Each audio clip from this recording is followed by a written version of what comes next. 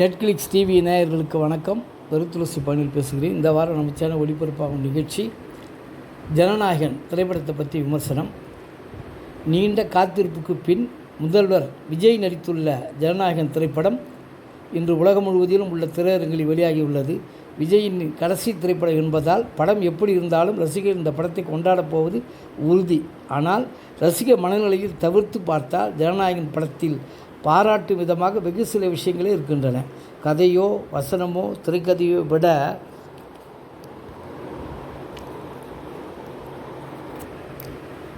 ஜனநாயகன் படத்தில் பாராட்டுக்குரிய ஒரு விஷயம் என்றால் அது படத்தின் தொழில்நுட்ப நேர்த்தி தான்.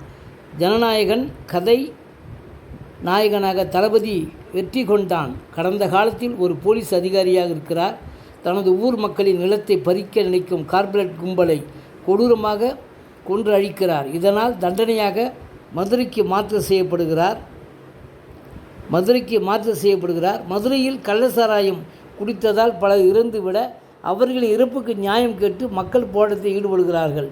உள்ளூர் அரசியல்வாதியான பிரகாஷ்ராஜ் போராட்டத்தை கலைக்கிறார். நேர்மையான போலீஸ் அதிகாரியாக வரும் பாபி தியோல் பிரகாஷ்ராஜால் அவமானப்படுத்தப்பட்டு வில்லனாக மாறுகிறார். தளபதி வெற்றி கொண்டான் மீது பொய்க்குற்றம் சுமத்தி அவரை சிறைக்கு அனுப்புகிறார்கள். சிறையில் காவல் அதிகாரியாக வரும் கௌதம் மேனன் தளபதிக்கு நண்பராகிறார். விபத்தில் கௌதம் மேனன் இறந்து விட அவரது மகள் மமிதா பைஜுவை விஜய் வளர்க்கிறார். கௌதம் மேனன் ஆசைப்பட்டது போல மமிதா பைஜுவை இராணுவத்தில் சேர தயார் செய்கிறார். இன்னொரு பக்கம் மிகப்பெரிய கார்ப்பரேட் வில்லனாக திரும்பி வரும் பாபி தியோல் பல சதி திட்டங்களை தீட்டி ஆயுதங்களை இறக்கி இந்தியாவை அழிக்க திட்டமிடுகிறார். இந்த எல்லா பிரச்சனைகளையும் சமாளித்து தளபதி வெற்றி கொண்டான். மமிதா பைஜுவை இராணுவத்திற்கு தயார்படுத்தினாரா இல்லையா என்பதுதான் மீதி கதை. கதையா முக்கியம்? ஒரே படத்திற்குள் இத்தனை கதைகள் இருந்தாலும் கதையாட முக்கியம் என்பது போல் எல்லா காட்சிகளும் விஜயின் நாயக பிம்பத்தை உயர்த்தி பிடிக்கவும் அவரது அரசியலை பிரச்சாரம் செய்வதற்காக மட்டுமே இடம்பெற்றுள்ளன. இடையில் ஆக்ஷன், நடனம், பகவந்த் கேசரி படத்தின் கதையிலிருந்து ஒரு சிறிய பகுதியை மட்டும் எடுத்துக்கொண்டு வினோத் கமர்ஷியல் ரீதியாக சில புதிய அம்சங்களை சேர்த்திருக்கிறார். ஆனால் படத்தின் தொடக்கம் முதல் இறுதி வரை ஒரு படம் பார்க்கும் அனுபவமே நமக்கு இருப்பதில்லை. தமிழக முதலமைச்சராக விஜய் பதவியேற்ற பின் அவர் நிற்பது, நடப்பது, கூலிங் கிளாஸ் அணிவது என எல்லாவற்றையும் சமூக வலைதளங்களில் தாவேக ஆதரவாளர்கள் ரொமான்டிசைஸ் செய்து வருவதை பார்த்து வருகிறோம். அதையே கொஞ்சம் கோடிக்கணக்கில் பட்ஜெட் போட்டு ஜனநாயகன் என்று எடுத்திருக்கிறார்கள். படம் ரிலீஸாக தாமதமானதால் புதியதாக சில ரீல்ஸ்களை சேர்க்கவும் அவகாசம் கிடைத்திருக்கிறது.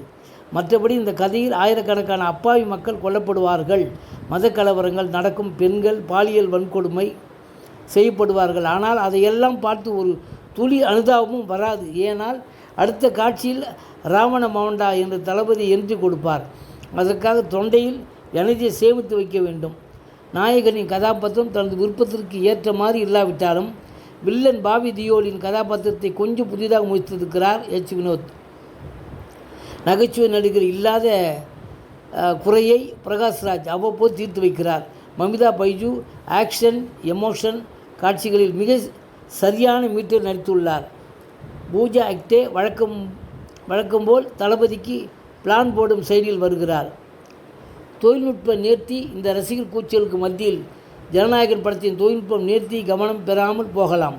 ஒளிப்பதிவில் சத்யன் சூரியன் படத்திற்கு ஒரு கிராஃபிக் தன்மையை கொண்டு வந்திருக்கிறார். ரோபோட்ஸ்களை வைத்து உருவாக்கப்பட்ட காட்சிகள் தத்ரூபமாக உருவாக்கப்பட்டுள்ளன. ஆக்ஷன் கிராஃபிக்ஸ் காட்சிகள் ஹாலிவுட் தரத்தில் அமைந்துள்ளன.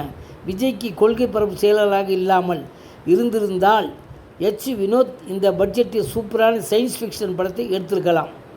அனிருத் இசை படத்தின் தொடக்கம் முதல் கிளைமாக்ஸ் வரை ஒற்றை ஆளாக அனிருத்தின் பின்னணி இசை மற்றும் பாடல்கள் இருக்கின்றன. ஆனால் காட்சி ராவண மவுண்டா என்று கத்துவதை கொஞ்சம் தவிர்த்திருக்கலாம்.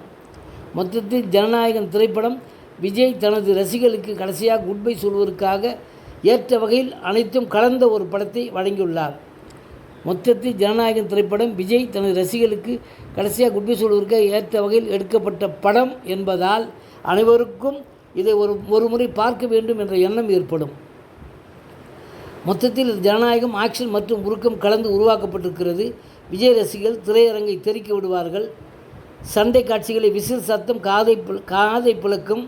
ஒவ்வொரு காட்சியும் விஜய் மாஸ் என்ட்ரியாக வலம் வருகிறார். ரசிகர்களுக்கு ஒரு உற்சாக கொண்டாட்டமாக தான் இந்த படம் இருக்கும். நன்றி, வணக்கம். அடுத்த வாரம் வேறொரு திரைப்படத்தை விமர்சனத்தோடு உங்களை சந்திக்கிறேன்.